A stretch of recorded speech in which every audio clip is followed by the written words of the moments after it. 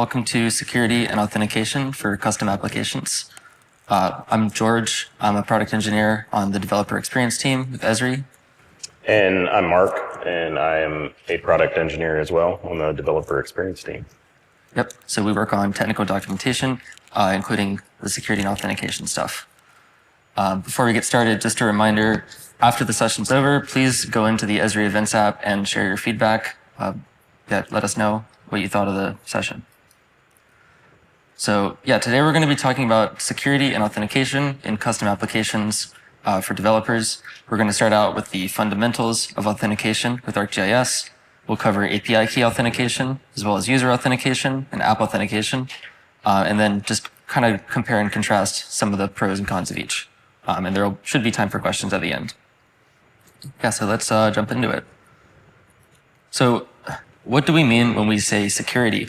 Well, ArcGIS is a secure system, and we require authentication to access all ArcGIS apps, as well as secure content, data, and location services. So everything from ArcGIS Pro to online to ArcGIS Location Services requires authentication to access. And you probably are familiar with authentication in this format, prompting you to sign in with an ArcGIS login.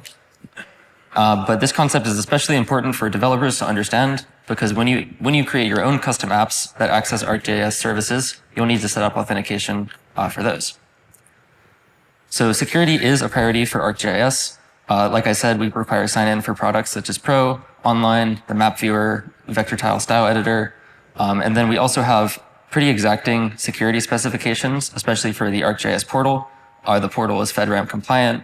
It's certified. There's a bunch of other certifications that you can read about more online. There's this website called trust.arcgis.com that goes into a lot of really good detail as to the security certifications behind all of our products. The slides will be posted, and we have some more links here if you are interested in learning more about portal security as a concept. Of course, there's also security concepts such as sharing and groups, access control for your items. All of that is definitely under the topic of security, but it's not really the topic we're covering today. We're focusing more as a developer. So security should also be a priority for apps that you create.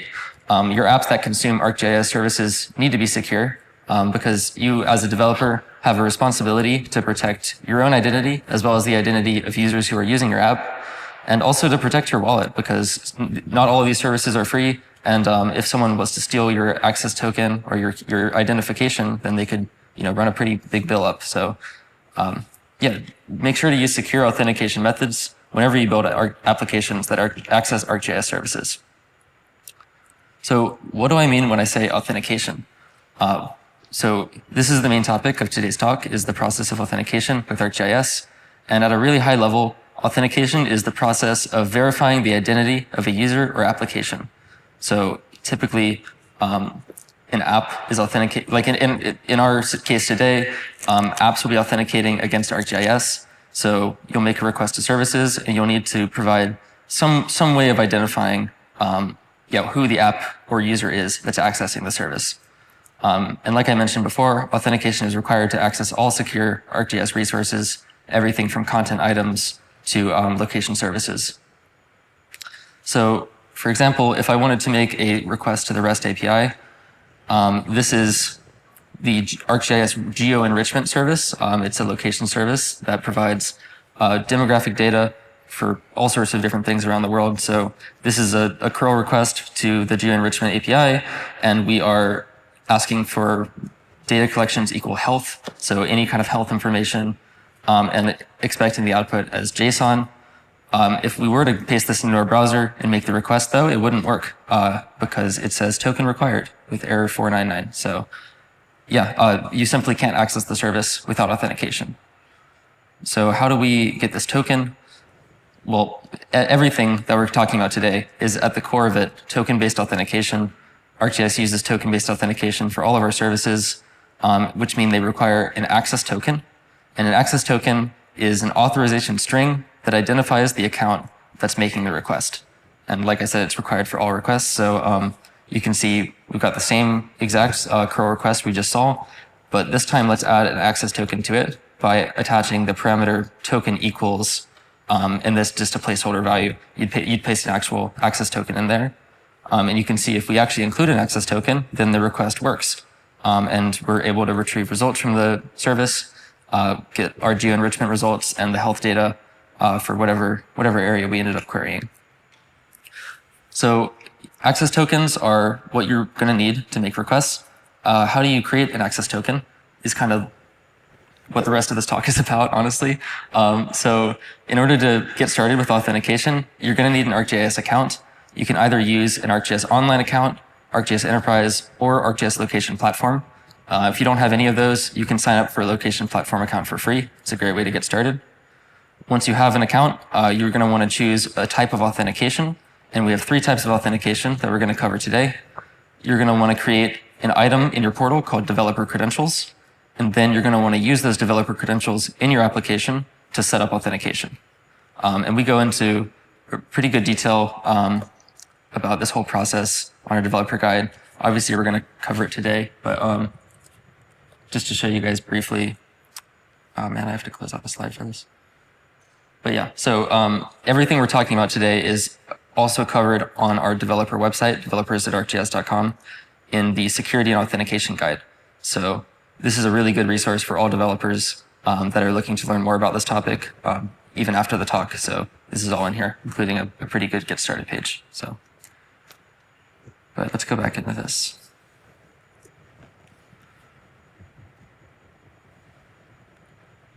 Awesome. So like I mentioned, there's 3 different products you can use to start to build custom apps with authentication. You can use Location Platform, Online, or Enterprise. And once you have an account, there are some additional privileges that you might require based off of the type of authentication you choose. For Online and Enterprise, you're going to need a user type of creator or hire, meaning you're going to need to be able to create items in your portal.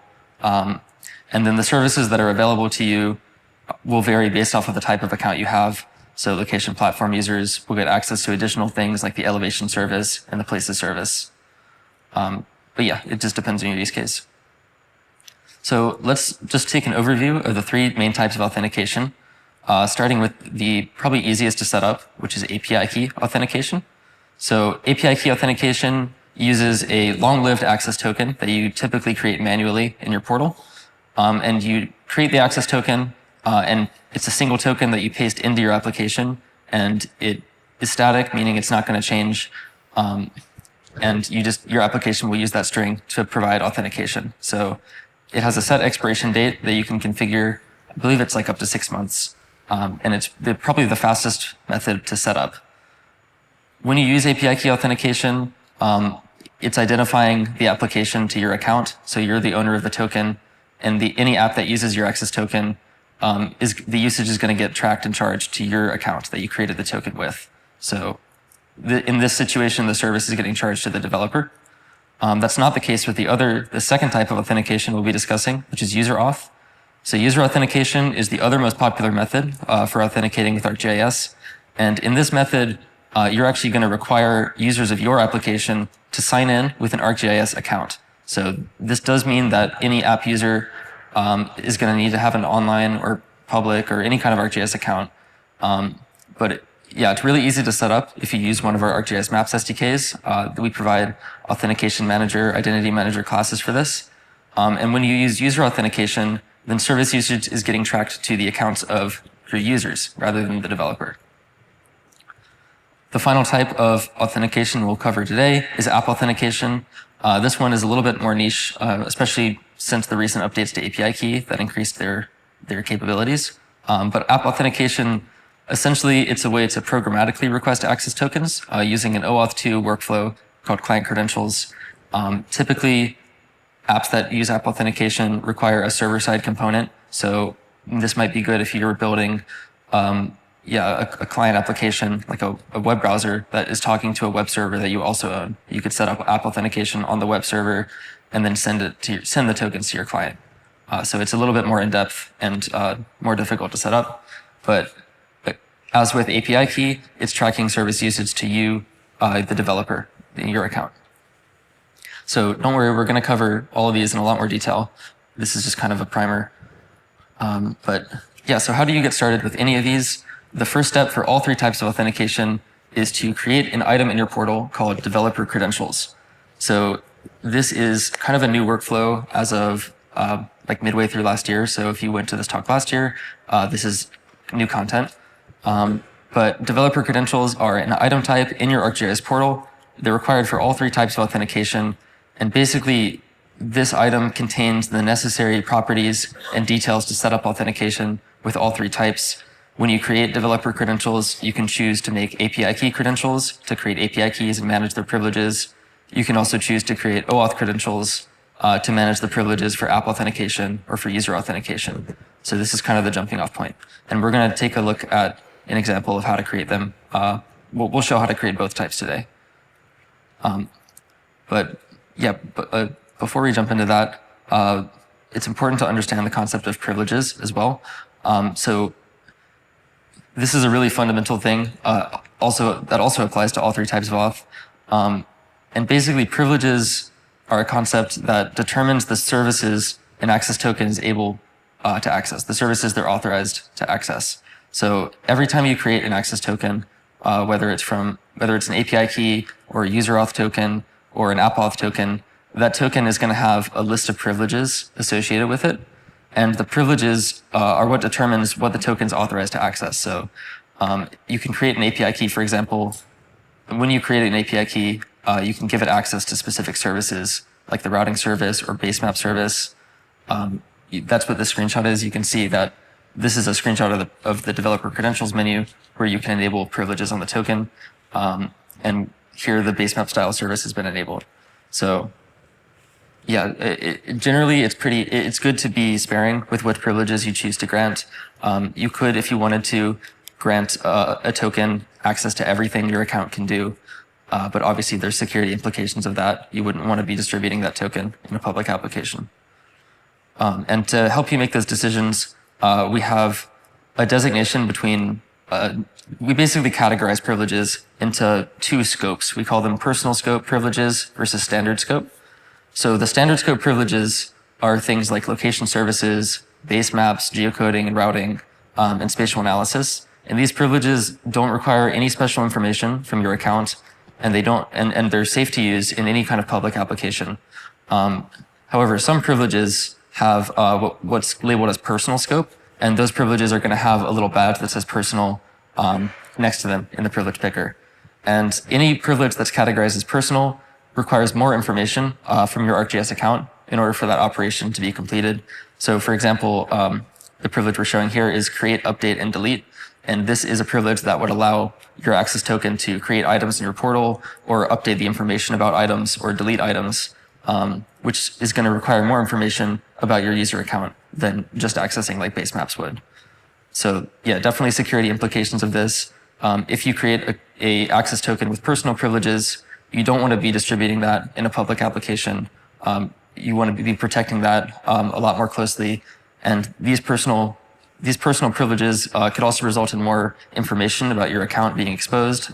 If someone was to steal your token that has personal privileges, they would be able to obtain information such as your name that you associated with your ArcGIS account, your email, and a bunch of other account information. So just be careful with these. Try to only use them in scripting apps, stuff that's staying local to your computer, or stuff that's secure that only your org is going to see. All right, so that was privileges. But let's ground all the information we just learned about by showing a demo of how to actually create an API key. So I'm just going to go into ArcGIS Online and show you guys how to make an access token, an API key, and then we can see how to use that in an app. All right, so I'm signed in with an ArcGIS Online account. This is our ArcGIS Online organization. The steps we're taking a look at apply equally to all three types of products. So you could do this with Location Platform or with ArcGIS Enterprise. With Enterprise, API keys were added in 11.4, so you want to use the latest version. But yeah, to get started with an access token, what I can do is here in my Content tab, under My Content, I'm going to create a new item. And instead of a feature layer or whatever else, I'm going to click Developer Credentials. And here on the first screen, we get to select a credential type. Today, I'm interested in creating an API key, so I'm going to pick API key credentials. And if you want to learn more about each type, you can see there's a comparison table here with some quick notes, who's getting billed and how to set privileges and such. So let's click next. And the most important thing I think to set on an API key is the expiration date. So all API keys will have expiration dates associated with them.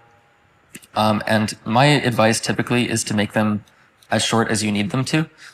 So like I'm just making a key for this demo. I'm going to make it expire, like on Friday, because we're not going to use it past then. So generally it's advisable to keep your expiration date short. You can always make more keys if you need. You also have the option to set what's called refer URLs, and these are going to restrict access of your token to specific domains. We're not interested in doing that right now. We're just making a quick demo. So let's click next. This next screen is the privileges screen we were taking a look at earlier. So yeah, so here we're going to be able to select what services we want our API key to have access to. You can see there's a bunch of different services available. There's location services, spatial analysis, privileges, and then two categories down here called general and admin. And these are full of all the personal privileges that I mentioned. So stuff like creating items, managing members of your organization, really anything that works with the portal service. You could programmatically create groups. You could programmatically share items with people. And then you could do anything that an admin could do too, if your account has admin credentials. So you can really grant an access token the ability to do anything your account can do, but you can do it in kind of a fine-grained way.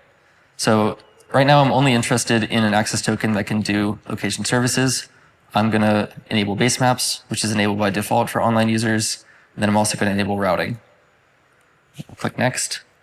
You can also grant your API key access to specific items. So if you have a private item in your portal, you can grant it access to that. We're going to skip that for now. And finally, let's name it. Let's call it like example API key. And of course, you can add categories or tags or descriptions. We're just going to skip all of that for the sake of time. So when you create an API key, which is, again, just an access token, importantly, you're only going to be able to see its value once. So we're going to get a warning about this on the screen. Once you generate an API key, you must copy it immediately. Its value is only displayed once. So make sure to get the value and save it. And my advice is just to be ready to plug it into your app like as soon as you make it. So before we generate it, actually, let's find a home for it. So just so we can show how this key works, I'm going to go to our developer documentation and just grab a template app. So we have a bunch of guides on all sorts of APIs and SDKs, JavaScript Maps SDK. Mark and I maintain these open source libraries. So we're just going to check out Esri Leaflet. It's like a JavaScript mapping library. And in these tutorials, you can find full solutions that show you how to make these apps. So I'm just going to grab a code pin here. Right, so this is basically a fully functional mapping app. And all we have to do is plug in an API key to get it to work. So you can see, you can see on the screen that this access token variable is ready to be set to an access token. So this is where we can paste our key in. Let's go back, and now we're ready to copy and save the key. So let's do that. Right, so created our API key credentials, and here's the API key. This is the only time we'll be able to see its value. So let's copy it, and let's paste it into our app.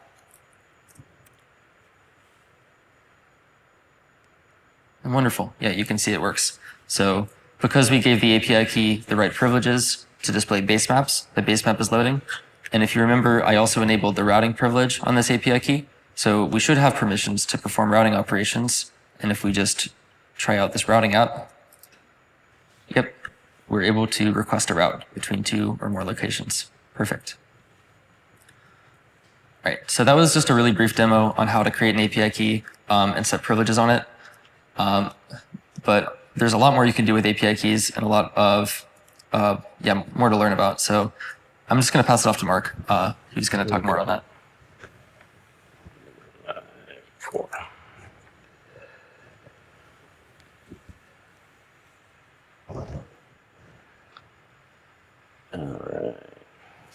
All right. Yeah. So thanks, George. So we're going to talk a little bit more about in-depth regarding API key authentication. So kind of reiterating what George mentioned, an API key, what an API key is, right? So it's a long-lived access token per se. The default's up to a year, right, that it'll be valid. Generally embed these into your application directly, as George showed. They're relatively easy to create and use, and then you can set privileges to access your secure items and services. But then also you want to be mindful about the privileges that you do assign your key, because once you assign any kind of location service based privilege, say like a portal privilege, like create item, then it becomes a personal access token, and there's more information included in those keys. So if somebody were to grab your key and then make a self request to online, they might be able to get your email address per se, right? Because those are going to be tied to personal. And so we'll just show kind of the screenshot that George showed, right? We have this geocode service, and we're just going to make a direct request directly to the service. Right? And you'll notice the token has been appended to it. And when we have that token appended, it's got geocoding privileges, and so we get those results back, right? Just the raw results back from the service. If I were to remove the token, right, and make that request, then the service says, hey, this isn't authenticated, the token's required. And so that's kind of the fast and easy demo on how API keys work. So once again, kind of just be mindful, right? Since these API keys are accessible through the app, somebody monitoring the traffic could pull them out. And so they're essentially public, right? And so, it's really beneficial to set your expiration dates to expire quickly, and then also rotate your keys, right? So when George created it, you'll notice there's actually 2 slots in the developer credentials for 2 keys. So you can have one key in production, create a new key, invalidate the old one, and swap them out. And so, you could do that on an hourly basis, on a daily basis. I would say probably the more, the better, right? So the less amount of time that API key stays out, the better. And you can do that programmatically, so. Correct. Yeah, we're going to go through it and do some of that programmatically, show that programmatically. So, again, API keys are available for location platform accounts, online accounts, and enterprise accounts that are greater than 11.4. You need to be a creator or higher of a user type. And then if you want a user to be able to generate API keys and use them without being an admin, you can create like a custom role. Say if George was an admin of an organization and wanted me to be able to manage API keys, he could create a custom role, like a developer role, and assign this generate API key and assign privileges to OAuth 2 apps, privileges to that role, add me to that role, and then I would be able to create API keys as a non-admin. All right, so we've kind of seen this workflow already with what George showed in CodePen, right? So you configure the API key, you use that API key token in your application, and then your application communicates back and forth with the ArcGIS system, right, as authentication. Okay, so let's do a quick demo of kind of building on what George built, right? So here we have a MapLibra app, and just to kind of show that it's the SDK or API that you're using. It's irregardless of the technology you're using, the key will work, wherever you want it to work. So in this case, I have a JavaScript file that I'm pulling in here that contains my key. All right, so if we look at the code here, let's see here. I've got this environment file that has a collection of keys, right? And so we're pulling that into our app and just pulling it out here, all right? And this particular key has access to this vector tile layer that we have in our org, the private vector tile layer. And then we're gonna, access the base map, create the map, get the URL to our parcels tile, and then we're going to append the token directly to the URL of that service. And then once the app loads, right, it'll add it and load it. And so we can, come in here, or visualize, or rendering essentially a private vector tile layer without the need to log in. All right, all the authentication is through our key, right? And we can do pop-ups.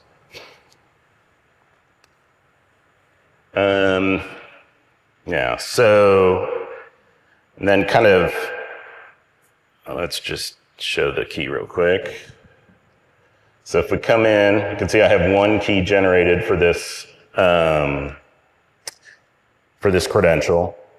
All right, I can come in here and generate a second key if I wanted to, and that's kind of a note for further down the road here we will look at.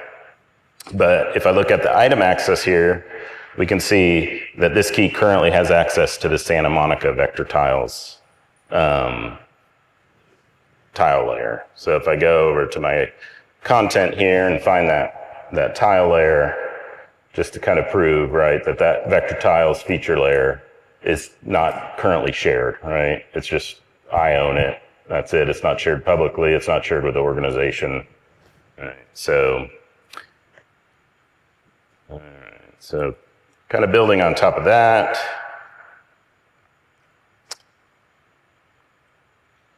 we've got another app here, a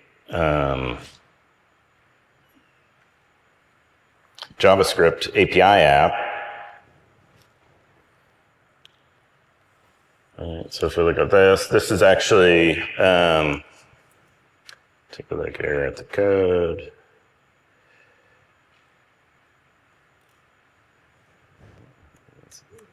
Big enough. We've got, pulling in the API, doing a require to get all the classes. We're going to set our key to a geocoding key. We're going to pull that parcels feature layer now. All right, so this is a different key with access to the feature layer itself, and load that. This particular key has geocoding privileges. All right, so we can come in and do a geocode. All right, and geocoding goes through.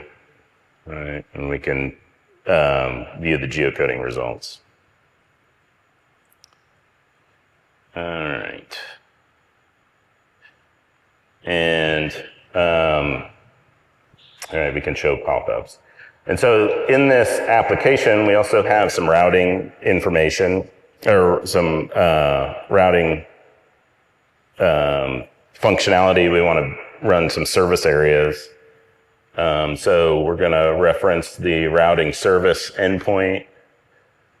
And down here, when we click, we're actually going to get the travel mode from the org, and then create a half-mile walk distance, walking distance service area from the point we clicked. And so once I click, our key doesn't have access to use the routing service. So we'll get a message, right? This user doesn't have access to the service area's endpoint. So if we come back into our app here and swap out the key with one that does have routing privileges, let's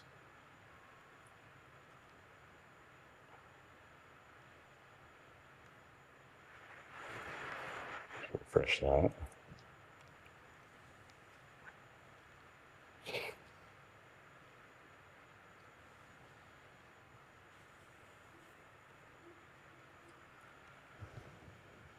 Screen's gone crazy here.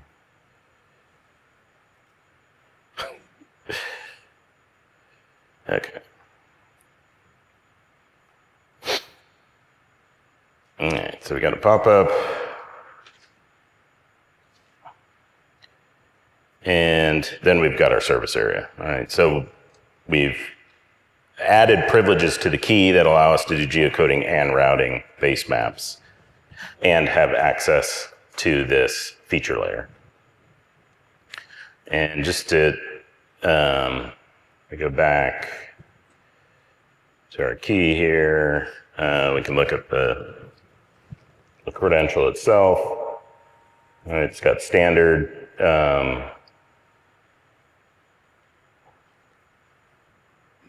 Look at our item access. All right, it's now has access to the Santa Monica feature layer. And we've got routing privileges set too. So in this particular case, I just gave it all the routing privileges. All right. So if we go back to the slides here. So as you can tell, keys are pretty powerful and handy to use. And so a lot of times it's nice to be able to automate the usage of API keys. So we have a couple demos to show how to programmatically create API keys. And then on the kind of security endpoint of it, a script to show how to swap the key kind of on a schedule, right? So that we've got two command line applications here. This create is an ArcGIS REST.js application that, let me just run it first here. I'm just gonna run create. All right, over here in our debug, all right, we can see that we've created a new item with this ID in our portal. We've moved it into a folder, and then we can take a look at it. So there's our programmatically generated key. And it's a standard, and if we look at the code, we can kind of walk through what was actually occurring there. All right, so we bring in a couple of functions from ArcGIS REST.js, which is an open source library, scripting library. It's kind of used throughout our Esri. So we'll bring in the ArcGIS REST developer credentials package, use the create API key function from that. We're going to use the ArcGIS Identity Manager to kind of handle the privileges and the token. So we're actually using a API key here, or using the ArcGIS Identity Manager with the username and password to create the API key. All right. So again, I've just got a hard-coded username and password in here. That's gonna, and then we're going to use the get self function to actually request the information from the portal. All right, so a lot of information is provided by the self call, right? So all your utility services, if you're going to do spatial analysis, right, you could get the analysis service that's closest to your portal or assigned to your portal. So we'll see that kind of in use in a little bit later, and then we'll generate the API key. Here, this is the item essentially. So it's going to create the item and then create the key. So we'll give it a title and a description and some tags, and then we'll assign the privileges here of what we want, right? In this particular case, we want routing, spatial analysis, and geocoding. And to see a list of all the privileges that are available, George actually went kind of diligently through all the privileges available and set up this table. This pretty cool table. So based on the type of account that you have, so like ArcGIS Online, if you wanted to do kind of spatial analysis, right? These are the privileges that you could use to pop in to programmatically create those things, right? And then you can see portal services and then admin privileges. All right, so keep in mind these three, any privileges from these three will make it a personal access token, right? And that'll kind of include or increase the information that's included with the key. All right, so we've got our key created. And then kind of looking at in our app, remember I had this environment file with our keys. All right, so if we wanted to, say we had a build process, maybe kind of a bigger, more complex application that was in a build process, and we wanted to rotate the key every time, we built or pushed to production, we could swap those keys essentially, right? So we create in the second slot, the first or second slot, we would create a new key and then validate the old one and then push that new key into our config file that gets included in the build process. So, in this particular case, we have this JSON file, right, with the key in it. And we're just we're gonna use ArcGIS REST.js, the manager, just to manage the key. But let's go ahead and run this just to show you. I'm gonna go through it, right? We're gonna read our current configuration file, put the current API key into a variable, and then there's this cool function that's included in ArcGIS REST.js called slot for key. And what this does is you pass in your current key and it figures out which slot it's in, right? The first or the second slot. So based on that, then we can further process and know which one we want to invalidate and which one we want to create new and where it needs to go. Okay, so in this case, we're going to use this actual admin key to generate a key. All right, so we'll create an expiration date that's 3 days in the future. And we'll grab the item, our current developer credential item, and we're going to generate a token depending on where that key sits currently, right? So it's essentially going to swap them back and forth. And then once the new key is swapped, we'll write the new key to the config, appconfig.json, and then invalidate the old key. All right, so if we look at this, let's run it again. Sure.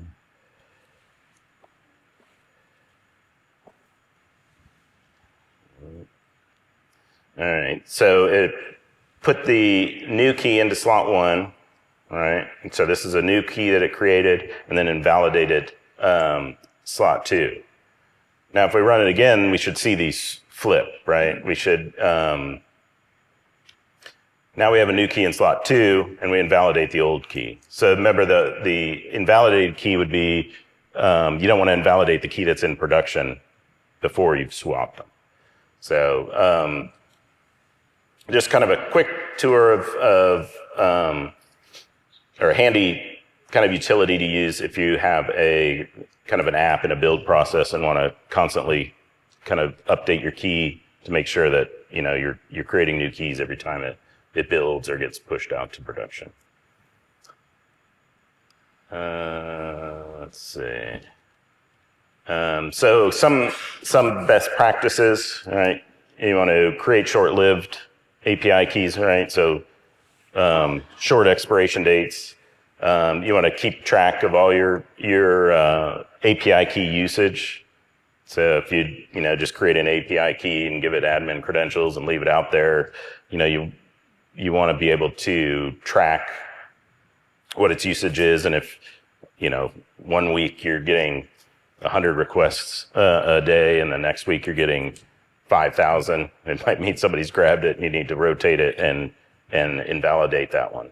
So, and then again, just because of that, those personal privileges, you generally don't want to use those in kind of public facing applications, right? The personal privileges are generally kind of tended to use either on the server in the command line or in private applications. Okay, so it's back to George for user authentication. Awesome. Yeah, I think You're 5.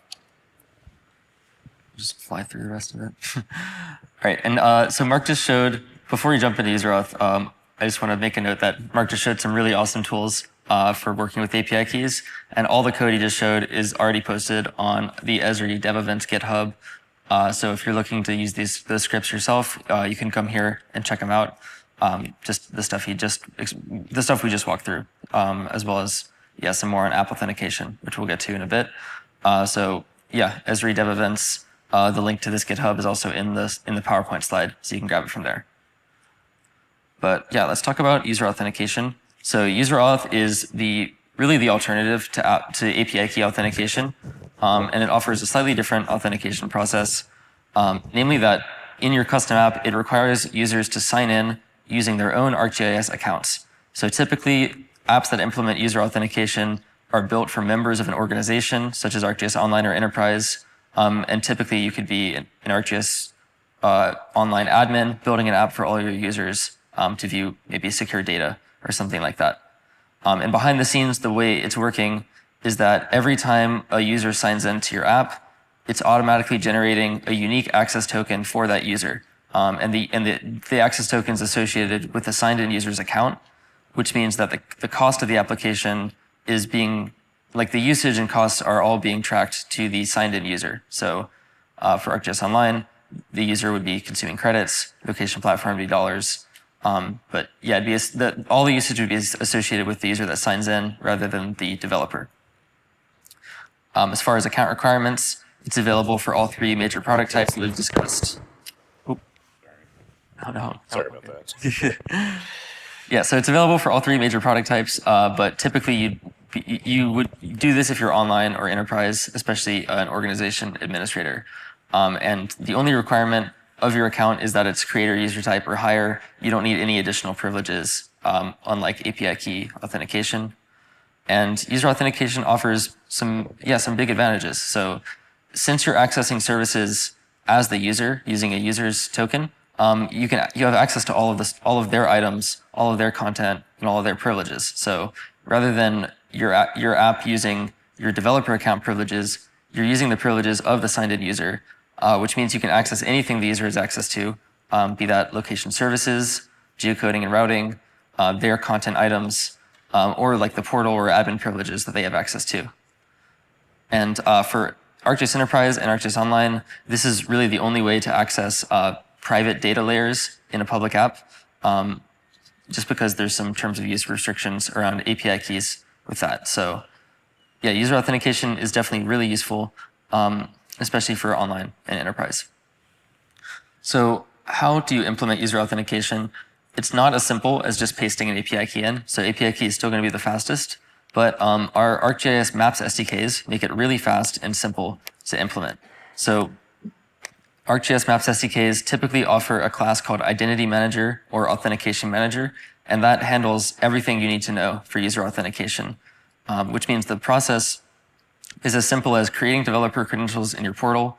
For user authentication, you use OAuth credentials, and then you add the client ID, which is a piece of information from the OAuth credentials. You add that to your app, and then all you need to do is call Identity Manager or Authentication Manager, and that automatically makes all your requests authenticated. So you don't need to worry about authentication. You just need to use, it's just the few lines of code you see on the screen. And we're actually just going to look at a really simple demo of how to set it up using the JavaScript Maps SDK so we can see how fast it is. So the JavaScript Maps SDK does have a pretty robust guide online. And in this guide, there is a tutorial called Implement User Authentication. So this is basically what we're just going to follow. I just went ahead and downloaded the solution in advance. And this is what the app looks like. There's not even a map. It's super basic. Right now we're signed out. And if we click sign in, we can sign in and authenticate. Oh, but it doesn't work, right? Because we don't have it set up. So if you don't have OAuth credentials configured properly, you're going to see this error screen. It says invalid client ID. And yeah, you can see that in the code I downloaded, there's a space for me to paste in my client ID. And this is a value that I can obtain by generating OAuth credentials in my portal. So let's go back to the portal. This is the API key we made earlier.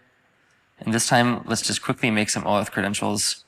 It's the same creation process as an API key, except this time we click the other button.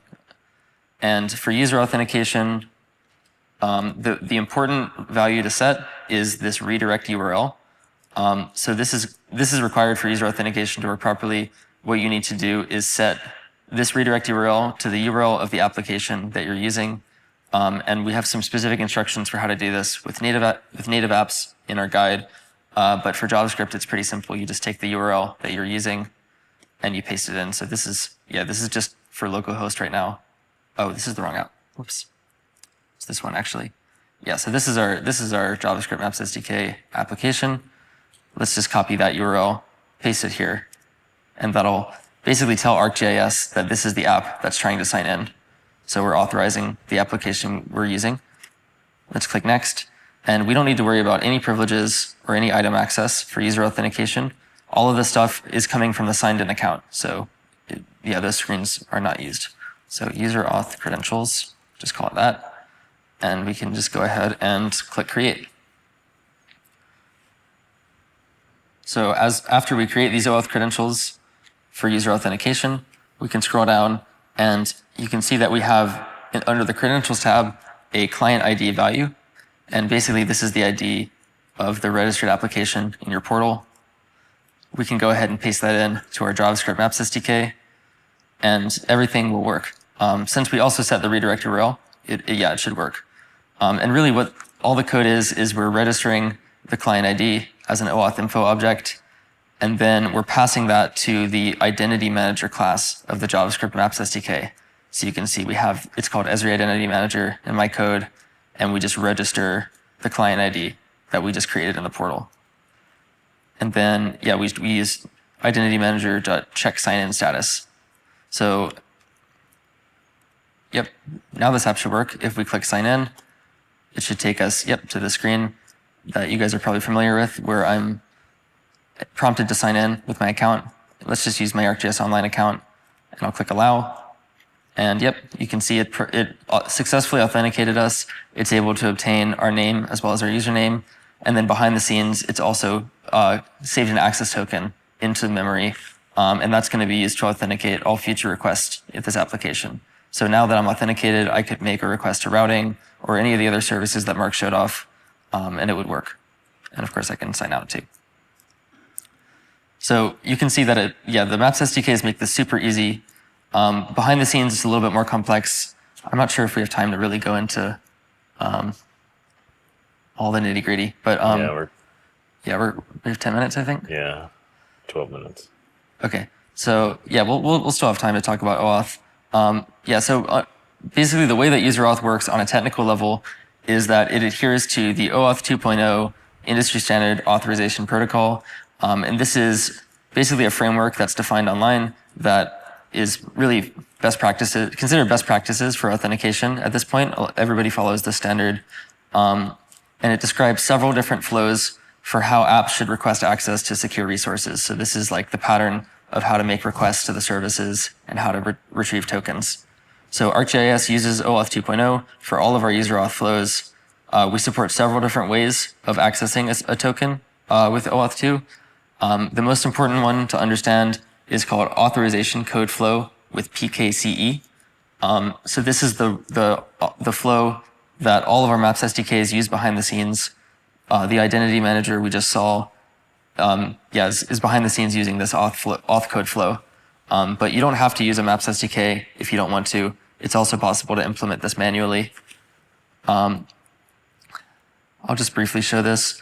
If you're doing it manually, this is what the flow you would need to set up look like. So it's there's a few steps, and it involves making two separate requests to our portal endpoints. So to start off, you're going to need to have a client ID and redirect URI in your application. You're also going to need to generate what's called a code challenge and a code verifier. And these are basically unique values that are generated locally in your application just to verify the identity of your application at each step.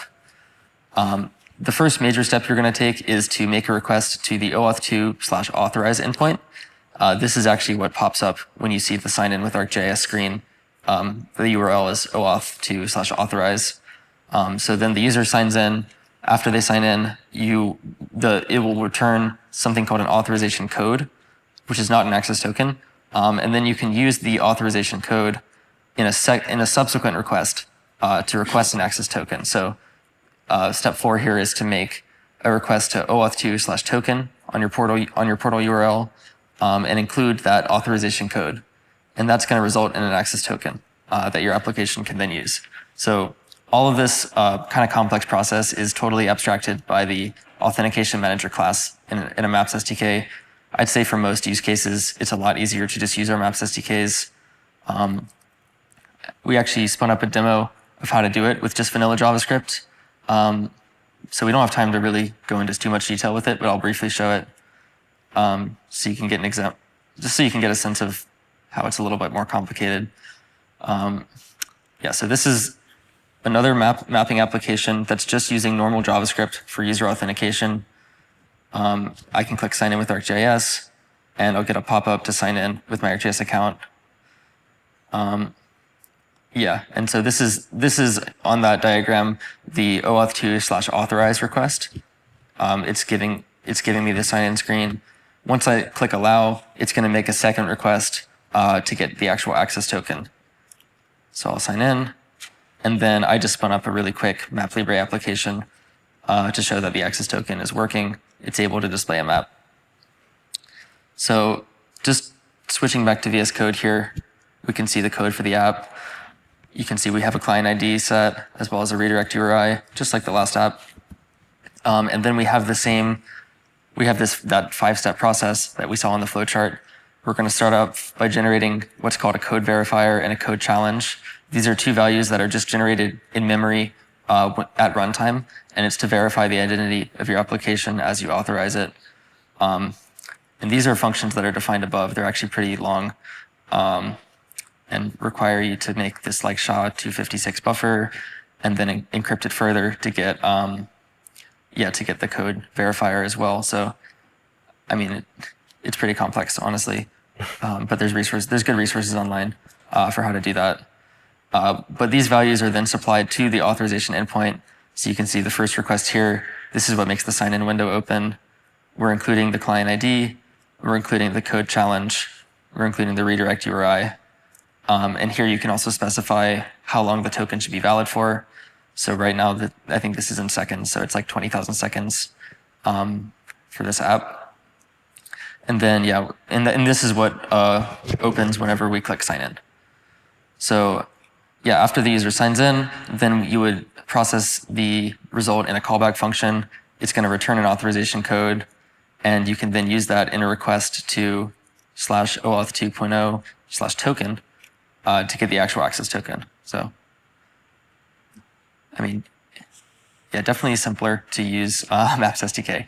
But once you have the access token, then it's just like using an API key. You can include it in any kind of request to the base map service or to any other service you want. All right, I think that's all we got on user auth. So I'll pass it back off to Mark for the last section. Yeah, so we'll go through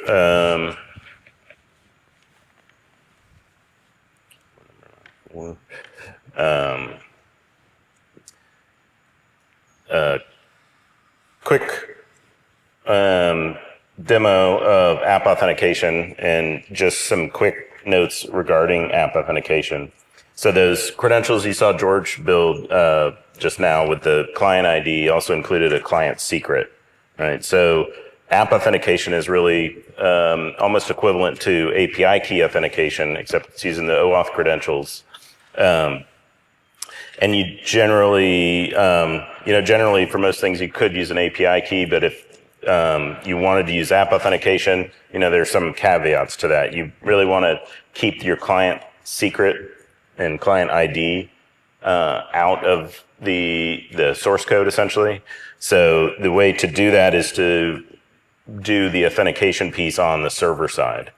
All right, so just a real quick demo of that is we have this Node.js app that's using Express, all right, as a middleware, essentially, right? That basically we're just going to spin up a web server on my local machine here, and it's got this auth route here, and that auth route's then going to go to this get token method that's in our auth.js, right? And that's actually going to come in and actually send the request with the client ID and secret. But we're server side here, so our client secret's not going to be exposed, and we'll just have an app hit this service and generate the token that way. So everything authentication wise is happening on the server, and our client app is just getting the token. So I'm just going to start this up real quick.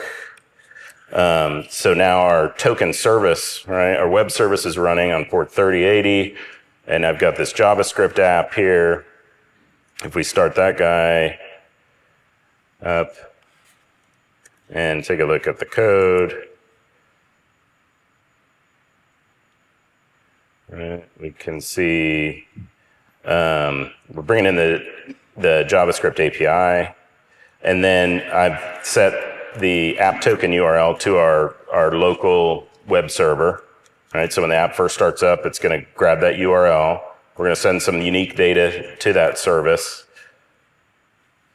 Right, over here to just verify that we can actually use this request, right? So it's basically kind of another step of authorization, like, hey, any web app could hit this service. We want to make sure that it's the web app that we're expecting it to be. So then we're actually going to just hit that service, and that service is going to go and do all its work and talk to ArcGIS Online and generate a token and get that token.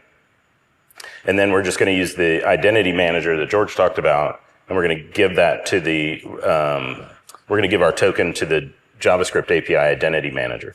And then our job's kind of done, right? It kind of handles all the authentication. When a request goes out for this feature layer, right, it gets that token assigned to it. So if we look at the network, right, and make a request, and take a look at that request, right, it gets handed that token here that came from our server. So a lot like a API key, except you need to do it on kind of your own infrastructure.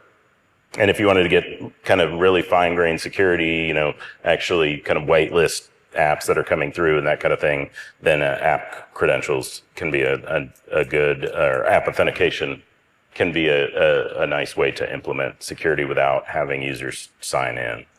And also, if you're on enterprise prior to 11.4, right, then API keys aren't really available, so app authentication would be kind of one way to do that. Okay, so we got a couple more minutes. I want some time for questions too. So yeah, just we have our same OAuth 2 app. Sorry, it's right. The OAuth 2 app talks to the local web server. The local web server talks to ArcGIS Online, and then we our application talks to our web server and gets the token, and then can go talk to ArcGIS Online. So all our kind of credentials and important information are there. All right, so generally, the best practices are use short-lived API keys as opposed to app authentication. Just there's a little bit more overhead involved with app authentication. Keep that client secret. Do all your work server side. And then, again, avoid the personal privileges when possible in like external public apps. And then what type of auth should I use? Like, okay, well, there's all these different types. What should I use? As kind of with everything, right? It depends, right? What's your target app? What's your application actually? What is the target audience of your application? Right. If your end users have existing ArcGIS accounts, you want them to use their account to sign into your app, then you would use user authentication. If you want to take the onus on yourself and provide an app for people that didn't need to log in, you would want to use API key authentication or app authentication. And then if you're on an older version of Enterprise, you would want to use app authentication. So yeah, sorry that was really quick, but wanted at least a little bit of time for questions. I don't know how much time we have left. So We're pretty much out of time, but yeah, if you guys have any questions, we'll be around after this here and also at the expo at the ArcGIS Location Platform booth. So feel free to come find us and ask any questions you have. And we're here packing up. Feel free to ask any questions. Feel free to come with any questions. I don't know if there's a session next or not, so we might have more time. Yeah. Thank you. Thank you.